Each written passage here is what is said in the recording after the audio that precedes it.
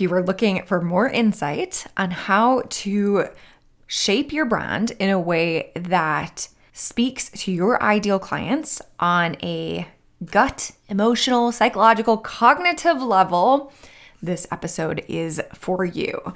Welcome to the Brand Gravity Show, where we explore the intersection between branding and psychology. And I have a dream guest today. Let me introduce him. Sandeep Dayal is the managing director of the consulting firm Cerenti. He advises senior executives at Fortune 500 companies in industries spanning pharma, financial services, and consumer products. Global market leaders like Pfizer, AbbVie, HSBC, Santander, Kraft, and ConAgra have been some of his clients. He's regarded as one of the leading minds in marketing and brand strategy, has co-authored articles in marketing management, McKinsey Quarterly, and Strategy+Business. His latest book, Branding Between the Ears, has been described by some as the definitive advance in understanding what makes some brands truly iconic. Sandeep's current research focuses on cognitive branding and selling, which translates the latest advances in behavioral economics and social psychology to completely new ways for developing modern power brands and sales teams. Y'all know this is right up my alley. So without further ado, let's jump straight into my conversation with Sandeep.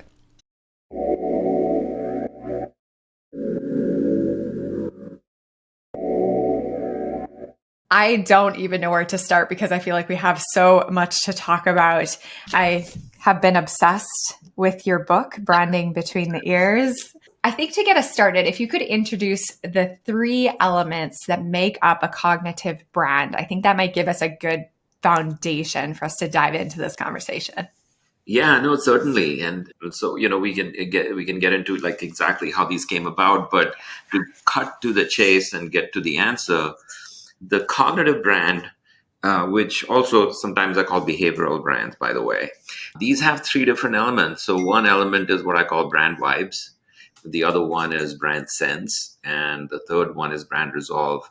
And it's in some ways it's easy to understand these. It makes sense because a brand vibe is all about connections. Like, how do you as a person connect to a person? Do I feel connected to this brand? And then brand sense is all about, does what the brand says, does what the brand says, does it make sense to me, right? And then you get into this whole issue of resolve, which is even when things make sense, sometimes we don't do them. We just kind of sit on it. So resolve is when you actually go out and buy the brand or engage with it and so on. So it's those three pieces: the vibes, the sense, and the resolve. Amazing. Yes. And we'll dive more in. You poke some holes in some pretty widely accepted branding frameworks in your book. What has been the response from the marketing and branding community? It's been refreshing. I mean, the good thing about the marketing community is that they are always looking for ideas that can help them think differently. And I think they've been hearing that message. For example, one of the things I talk about is that attention spans are not short. People have sort of just assumed that, hey, there's hyper competition out there, and therefore attention spans must be getting short. But then you say, well, what's the evidence of that? And there is no evidence that people's attention spans are getting shorter. In fact, there are lots of advertisements and things which are like 3 minutes long and so forth, which millions of people will go and watch. So what's getting shorter? But however, we are hearing this from many different sources that holding people's attention is an art. Getting people to focus is an art. But once you can, and once you use that artfully, you can hold them for a long time. Yes. Another one that I loved is that you pointed out that strategy doesn't necessarily happen in a vacuum separate from execution, that it actually needs to be integrated. Can you tell me more about what that means to you or how that actually plays out when you're working with your clients? Yes, it's, because what has happened with branding is that it sort of proceeds in steps. And that is that you start with the whole idea. You have a new product. You start with, okay, what's my brand going to be? What is it going to be about? What's the DNA and so on? So you start with that whole piece around what technically is referred to as brand architecture, right? So that's where you're starting to determine your brand positioning.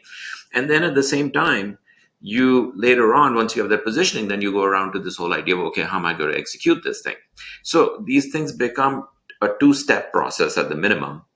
And it leads often to a disconnect, because at the end of the day, the consumer faces your brand in one big bang. The consumer, she doesn't face your brand in two steps. So in that sense, what we are finding is that you have to, even when you're designing the brand, you have to keep in mind, how is it actually going to execute? And that influences design. So it's kind of a more interlinked process than it historically has been.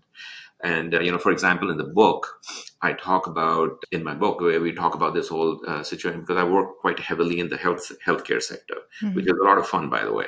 But in the healthcare sector, you find that you're going to talk about people wanting to fight their diseases, right? So there's this often people who have been in chronic diseases, they want to fight them and have the means to fight them. But at the same time, it's really hard to have an execution, a brand execution, which is around that fight or around that perfect weapon. Because what are you going to show? And some kind of a battle going on in the your body becoming a battlefield. So people have struggled with that, and therefore we were very careful as we work with different brands to always keep that execution piece in mind.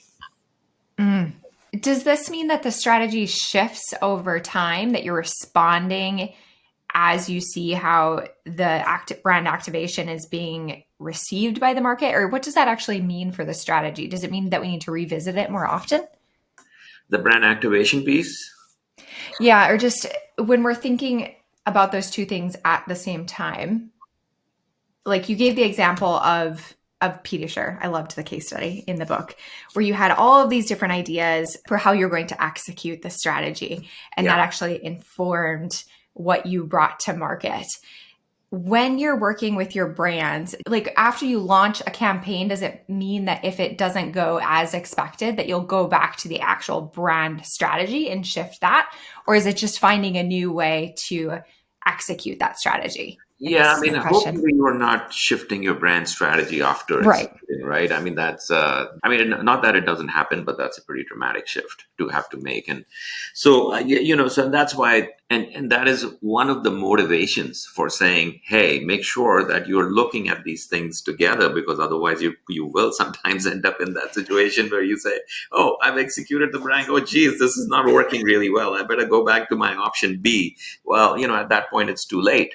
It sounds simple, but it's a very different way of working with brands, because the way that traditionally our marketers, all my clients, the way they're used to working is brand design and then brand execution. And the brand Mhm. execution is not even, the agencies and those people are hired often later. And so you end up with that kind of a complication. But yeah, I mean, I think you have to think about what are the execution models here that are going to create your brand experience, right? It's this whole notion of the brand experience, and that has to be thought through at the time that you are designing the brand itself. Yeah, thank you for that distinction. That makes a lot of sense. So, a lot of the people that I teach and that listen to this show tend to be smaller brands. And I feel like I've made it my life's work to translate what the biggest brands in the world, the Fortune 500 brands that are your clients, are doing to help them improve their brands. One advantage that the big brands have is you have a lot of data. So you mentioned in the book where you're looking at perhaps like sales anomalies, and you're seeing trends, and you're using that to extract some truth or some ideas out of. Can you give a few more examples? And this was in the section about creating empathy Yeah, and vibes, the good vibes, yeah, where a brand says, I understand you. Can you yeah, give some more examples of how you find that like little kernel of truth that you yeah, use in the yeah. And brand? I think okay, you're right about the fact that the biggest brands have a lot of resources, right? So, and they tend to do everything. They'll do data analysis, they'll do focus groups, they'll do neuromarketing. Because why leave anything to chance when you have billions of dollars at stake? However, in my experience, what I've found, having gone through all of those exercises, and and this may be a little controversial as well in the age of big data and AI, but I do find that there is really no replacement for a good conversation between one human and another. And and so I spend a lot of my time, in fact, in-depth conversations with consumers. For a typical project that I'm working, I'll personally sit in on 50 of those at least. Just 50 hours of solid, just talking from one person to another, because there's just no replacement for that. You won't find it in AI, you won't find it in data. It's just very difficult to do that, and that's good news for brands that don't have so much money, because there's never anything that's stopping you from having conversation with lots of your consumers, right? And that's something that you should do. And in the book, for example, we talk about Pediasure, as you pointed out, and the key insight that emerged in that particular project came from a conversation where there is this physician who has in turn had hundreds of conversations with mothers. He basically realizes that almost all women, all mothers, universally feel that their kids are picky eaters. And it didn't matter, and we, now, of course, we did way more research. This person was talking on the basis of his own, experience with the mothers that he was dealing with, this pediatrician. But when we went around and conducted that research, then again in focus groups, and went to so many different, spend lots of money and doing that and all that stuff. But the insight really held well, which was that moms always think that their kids are picky eaters, like 90% of the time. And so so I would say, yeah, we spent a lot of money, but the insight actually came from one guy who had had multiple conversations with his patients and really understood that. And he understood, in this case, the pediatrician understood. And I should mention the background here for your audiences, that we're talking about Pediasure, which is a product which is used by moms. It's kind of like vitamins and minerals and everything. And it's like a milkshake that children can drink, and they get all the nutrition that they need. So it's a nutritional product. And it's a great supplement for kids that are not eating well for whatever reason, or if you're not satisfied with how they're eating, they can have at least this milkshake and they get all their nutrition. And this all came by because of that one insight. That made this product, something that was just a hardly, some used in hospitals by some children, to something that became a international global brand worth billions of dollars. So insight into these little things is very often, and the good news is you can get these insights by just carefully listening to what your customers are saying. You mentioned a bunch of examples of different things in the book, but I'd love to see what comes to mind of mistakes that you see that brands most often make. One of them that stuck out to me as I was reading was when brands try to knit together a bunch of different disparate ideas into one campaign or one story to try to reach everybody. What are some of the most common mistakes that you see or that have stood out in your mind working with clients? Yeah, and that's another good example that you picked, Kaye, because like we were talking about earlier, that it's a commonly held view that attention spans are getting shorter, whereas there's very little evidence that actually supports it. And one of the things that cuts through in making attention spans bigger, for example, is storytelling. We've suddenly realized, and there are now so many books and so much research about it, which says, hey, if you actually tell good stories, people will pay attention to your brands, right? And which is interesting because, you say, okay, attention spans are getting shorter, but at the same time, somebody goes and watches a Forrest Gump movie for 2 hours. They don't have any trouble paying attention there, right? They can hold their attention because there's a great story there. And so one of the things that brand marketers have had to understand in terms of executing their brands, right, is to be able to tell good stories. The one thing that you keep in mind about storytelling with brands is that it's not just about having a great story around the origins of the brand, for example. Sometimes people say, oh, I sell wine and I'm going to tell a great story about how it was my grandpa that used to, bought this farm and this and that. And that's all wonderful. And, it's not that that doesn't work. I think that is one kind of storytelling.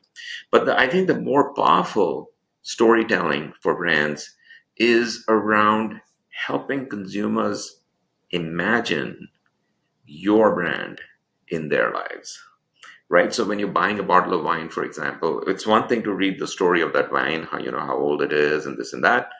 But it's another thing to be able to imagine that, you're going to be serving that wine to your guests. and everybody is going to love this wine, and they're going to ask you, how did you pick this wine, and so on. And this is what you're going to say, that, oh, I looked at this wine, I tried it at that restaurant, and it was so wonderful with this, and I thought it would go great with this thing that story that a consumer can imagine is so much more powerful. So it's as we are diving deeper into the human brain and how the human brain works, we are learning that when you're designing brands or activating brand experiences rather, that there are certain things that you have to be aware of which have emerged in the new behavioral sciences, and storytelling is just one of those things. I mean, there are many other things that are emerging there which can help us design better brand experiences. Absolutely fascinating to me to realize that this is relatively new science in that it wasn't studied directly before. I would love to know, what is your process for finding these new research studies that you can then apply to brands? Or like, where are you actually finding the science? What's your Yeah. strategy there? Yeah, no, that's a great question. And I think what I would say is, in some ways, the science is not necessarily new. Okay. Yeah. It is new and it is not new. And what I mean by that is that, when we talk about behavioral science and psychology, this research has been going on. I mean, there's new stuff coming out every day. So in that sense, it's new, right? Because we're learning more and more and more every day. I think for whatever reason, it's not new in the sense that, for whatever reason, while these ideas are being applied to many other things. So, for example, when behavioral science came out, they applied it to public policy, organ donation, Mm. things like that. They applied it to investments and so on. But for whatever reason, it wasn't applied to branding. It wasn't applied as much to marketing.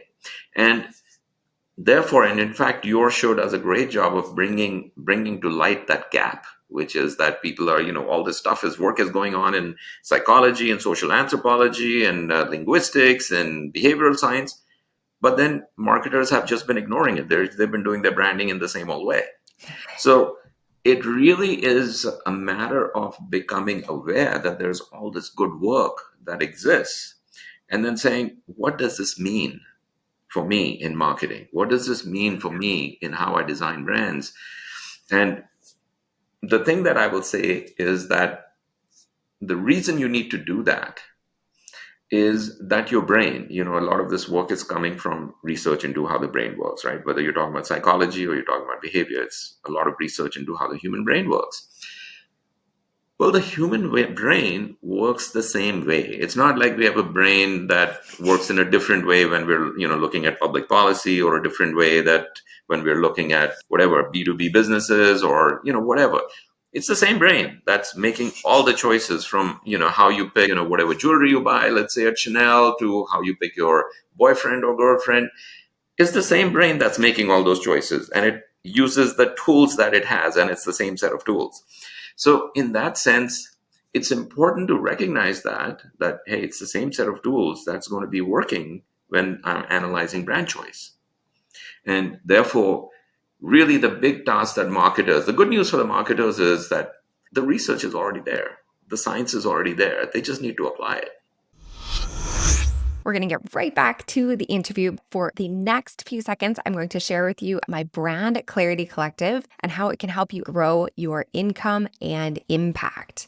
If you're an entrepreneur who feels stuck or uncertain about what makes your brand stand out, then this is for you. The Brand Clarity Collective is a mastermind multiplied by mentorship. It's part online curriculum, part digital mastermind, and it's designed to help you get crystal clear brand clarity so you attract more perfect clients and grow your business. We have a thriving community of entrepreneurs who are all smart and driven. As a member of the collective, you get an all-access pass to all of my best branding courses, as well as access to our private community where you can connect with like-minded entrepreneurs and get feedback and support directly from me on our coaching calls. The Brand Clarity Collective is priced at just $297 per month, and after 6 months, you keep lifetime access to all of the courses. To learn more and to see if it's right for you, head over to my homepage at kayeputnam.com. There's a big section where you can click to learn more. I'll also include the link in the show notes wherever you are listening or watching. All right, let's get back. You have a fantastic quote that you use a few times in your book about building brands the way that the brain works, or the way that the brain does. And I think that I find a lot of comfort in that if we just get ourselves in alignment with the way that people are already making decisions and already being influenced or swayed in certain ways, it's going to work for us as well. So you're so right. It has been done. You even take a lot of what's been done with like cognitive behavioral therapy, CBT, and bring it into brand building, which is amazing. We probably won't have time to get into all of that here today, so you'll have to read the book for that. But amazing. So inspiring. I took so many notes. I'm overwhelming myself over here. Let me pick up on something that you were talking about, which is, designing brands in such a way, in the same way that your brain works, right? And that really goes to this whole discussion that we were having around, look, we're learning so much about how the brain works, and you've got to design brands that work the way that your brain works. And that piece of it is actually one of the most powerful way to design brands, which is, what happens is with all of us, is that as we go through life, right, we have all of these different experiences and what have you. And those experiences are stored in our brain. And they're not stored in a literal way. Like, the brain is a pretty smart thing. It doesn't like go and record everything like a tape recorder, not like a computer, which will just put everything exactly. It actually forms some learnings out of that, right? Whatever experiences you have. So what your brain consists of is a whole series of wisdoms. And when it makes choices, it most commonly just refers to one of those wisdoms, right? To make a choice. So why fight that, right? So if the brain, for example, always already believes that, the simpler answer is the better answer, right? Which is what the Occam's razor bias is, where people say, hey, given a problem, given a situation, given something complex, we have to make lots of choices. The simpler choice is the best choice, right? That's what the Occam's razor is. And that is wired into all of our minds, which is that we believe that, don't overcomplicate things. If there's a simpler answer, it's probably the right answer. Don't overanalyze things, right? So if you can, which is what Staples did, for example, when they did their campaign around the easy button, they basically said, life is complicated enough. You don't need to make, buying paper clips that complex. Just come to us and all the answers will be simple for you. And other people have done that. Another example that I talk about in my book is HEB, which sells prepared foods. And they did this wonderful campaign around which they show this guy, and this is kind of like a radio, and you're sort of, there's this guy who's, driving home from work, and he's already harried from work, and now there's traffic everywhere, and he looks at his GPS and it says, estimated time of arrival tomorrow, So and then they have this line, which is like very cute, which just basically says, life is already complex. Why make meal times more complex, right? So, and you really cleverly position your prepared foods as something that can lower the stress around mealtime. And it just runs on that knowledge or that wisdom that most people have, that, hey, don't overcomplicate things. Just pick the simpler answer.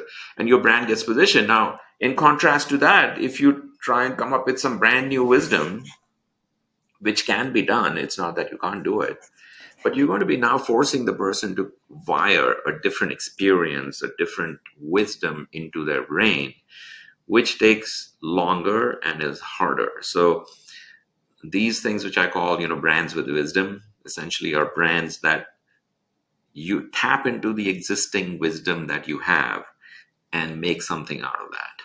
And as you point out in the book, up to 95% of our decisions are made with low vigilance. Or another way of saying that is they're made intuitively or instinctively. So if you don't align your brand with that way of thinking, you're going to be pushing a boulder up a massive mountain. I mean, and this is, remember, we were just talking about the brain works the way it does. And we have research done by Daniel Kahneman and others on this whole dual processing theory of the brand, but of the brain.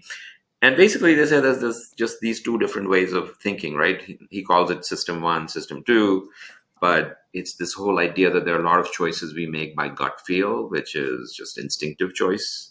And then there are a lot of choices we do by reasoning or by deliberation. And those are two different kinds of brands that I highlight in the book. So one is brands with wisdom, which we just talked about, which is instinctively chosen.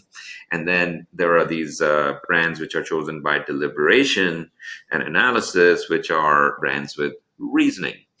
Now, that all makes sense, and brands with reasoning are the ones that we are more familiar with, right? Where you choose something, you say, oh, the most important thing to me is get a, faster car. So I'm just, so okay, fine. Then you go look at all the fast cars and you take the fastest one, and that's a brand by reasoning. And that's what we have been used to. But here's the problem, just like you said, which is the research shows that happens only 5% of the time. 95% of the time you're doing the other thing.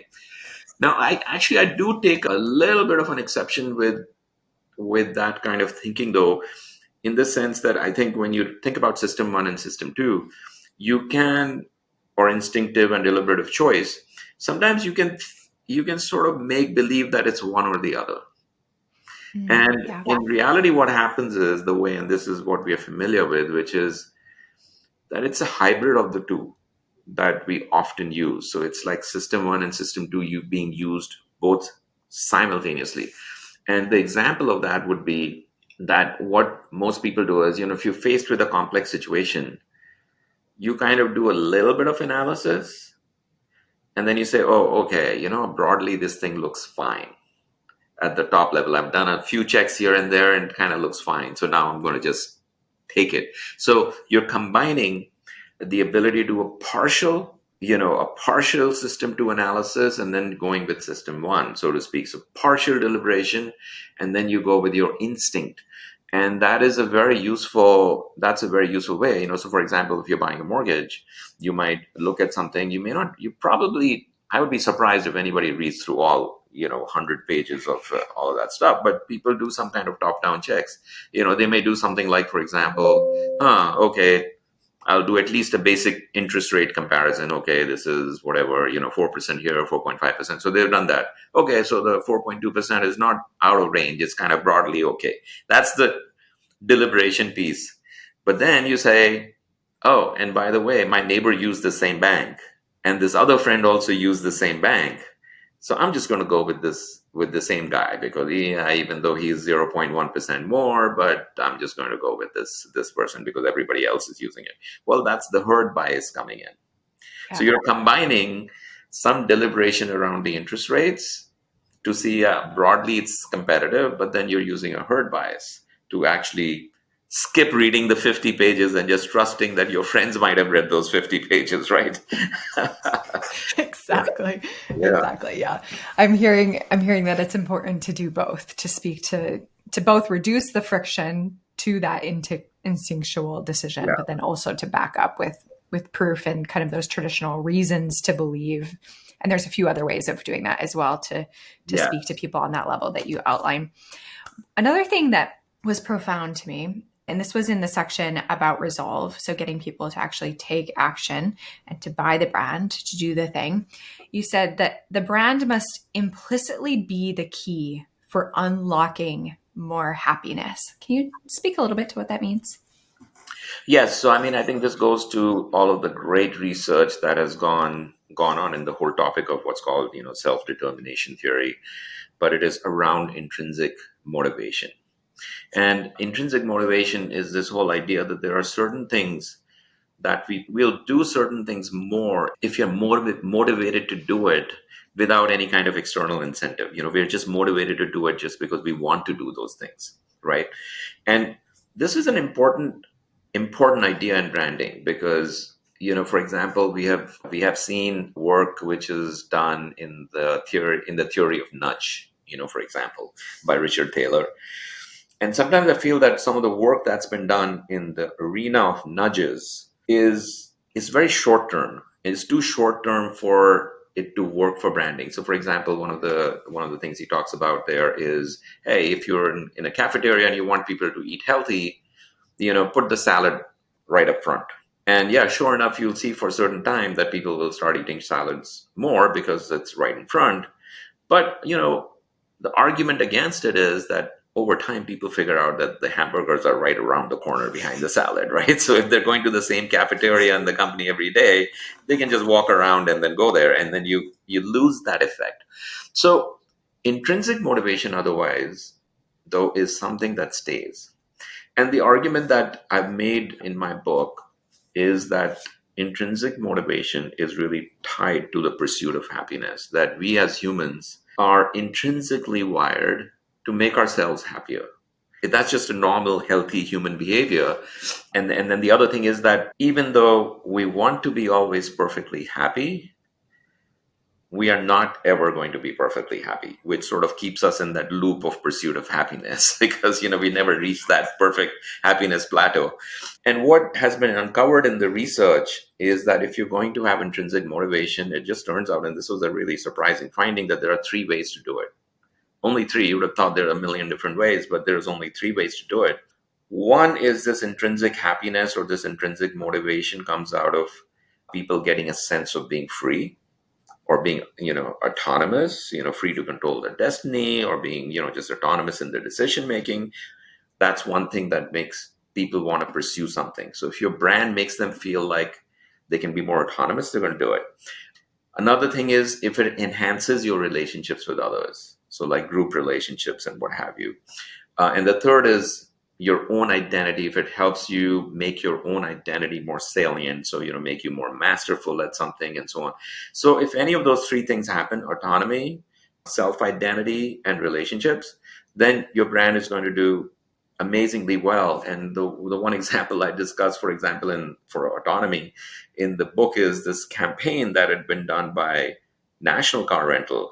Now imagine this situation, when you do business car rentals, right? You arrive at the airport, there's just like all of these car rental companies, one next to the other, right? So, how do you differentiate yourself? And rather than differentiate themselves on price or convenience or this and that, they basically came up with this whole idea that, with National, you can just do whatever you want to do, right? It's like you're the king, and you have the power to be as obnoxious as you want to be. And in fact, that the ad that they had in this campaign is where you have this guy who was just kind of cutting in front of lines and grabbing people's coffee and sort of, just being generally quite obnoxious, but doing whatever. But when you're a business traveler and you're on the road constantly, sometimes that's exactly what you want to do. You say, darn it, I travel so much, I deserve this. And they tapped that into that sentiment so well that they were able to, differentiate themselves. They were able to grow share versus the competition and so on. So that is kind of the thing that you're looking for with brands with resolve, which is that you are going to tap into either this whole notion of autonomy, into self-identity, into group relationships, to position your brand in such a way that people will use it not just once, like in a nudge theory kind of a way, but they will use it again and again, and they'll want to do it of their own accord. Amazing. I have two final questions for you that I'm really excited to get to. But before I do, other than going out and getting branding between the ears, where can people find out more about you? You have a couple of different things there. So one is I do have my own page, my author page, which is sandeepdayal.com. And the nice thing about signing up there is that from time to time, I write some blog pieces. It's not as frequent as I'd want it to be, but I do. And that's the best place to make sure that you can sort of, link into some of that thinking. I always am happy to have people link up with me on LinkedIn as well. So that's all great. The other piece that I'll mention, by the way, is that for people that have the book, and I know a number of your people in your audience have the book already, they should carefully pay attention to the footnotes also, because there's a lot of resources in the footnotes. Now, my clients are not always interested in all the technicalities and so on. So, the technicalities, those are in the footnotes. There are some additional research findings in the footnotes. But most importantly, in my book, I refer to lots of case studies. And if you want to see the actual television ads or print ads that were executed in response to those strategies, all those are in the footnotes. And that can also be a great note that those links are there so they can actually see those campaigns. So that can be actually a great resource for people that have already bought the book in terms of how they use the book. Such a great reminder. Okay. After somebody reads the book, what would be your hope that they would do first, assuming they're a business owner? So I think at the end of the day, I hope that my book does two things. One is it makes them want to have more conversations with their consumers, right? With their customers and so on. Have those in-depth, but have those conversations in a more informed way, which is, using some of the frameworks that I provide in the book. So in the book, there are lots of, lists and things like that, hey, these are the 8 ways you can do this and so on. And those lists are really designed to help you generate more ideas, which is more insights, more ideas. And that is, as a marketer, that is one of the most important things you can do, because if you don't have the idea in the first place, no amount of analysis is going to help you, right? Because when we do quantitative research, we're just testing ideas. We're not generating ideas. We're taking, hey, there's idea A and there's idea B. Let's do quant research and find out whether A is better or B is better. But if both A and B are really poor ideas, you're going to be stuck with a poor idea, right? Because one of those is going to be obviously better than the other, but they're both bad. So I think the way that I want people to actually use my book is to use it as a way to think, is to use it as a way to genuinely generate more and richer insights around their consumers. Yes, I'm excited to do exactly that. I loved the cognitive map. I loved your list that you used with the biases that people have. A lot of really amazing frameworks that are very easily applicable and very obviously applicable. So thank you so much for doing this incredible work. And for my last question, I'm going to put you on the spot a little bit. You identified, I think it was as early as 2001, the trend in brands and marketing and business that consumers were going to play a more active role with brands. I think you called it consumer collaboration. What are you seeing next? What are you seeing on the horizon with brands? As we look to the future, there's certainly a few things that are going to be very important. So again, continuing to really understand and align yourselves with how the human brain works is going to continue to be important. I think we are going to learn, if we think we know a lot about it today, what we're going to know in 5 years is going to be like tenfold. It's just one of those things that's going to get more and more complicated, but also insightful. The other piece that's going to be very important is designing immersive brand experiences. And what I mean by that is really engaging as many different techniques as possible. Because what happened, the way that our brain works is that the memories are stronger where there is more lines of code written around the same experience. So for example, as you've observed in your past podcasts, if you write a functional attribute, you write an emotion around it, it becomes a stronger memory because now you put 2 lines of code there. But there are many more lines you can put. You can put storylines. You can put the senses into it. So brand marketers have to start thinking about how can they encode their brand messages and their brand strategies in these many different ways. Because when you do that, that is the definition of making a brand experience more immersive, right? So when you do that, you're going to find that you're going to have winning brands. So I do think that's going to be a big piece of what happens in the future. So good. Sandeep, thank you so much. I feel like I could talk with you for another 15 hours, but we'll leave it here. I think that was a fantastic introduction to a lot of key insights that you identified in your book. And there's so much more that we could have talked about. But thank you for doing the work and putting this all into this amazing resource and for being here and sharing a piece Well, of it thank with you us for today. having me on the show. And then the one last thing I'd mention about the book, I wouldn't, because like I said this book should be used as a way to think. I encourage people to only read one chapter at a time, Hmm. and then sort of think about how does that chapter apply to their own business or to the situation that they're doing. And I would do more of that versus try and sort of make it a reading marathon. so, Yes. yeah. But thank you for having me on the show. I've really enjoyed having this conversation with you. Thank you so much for listening.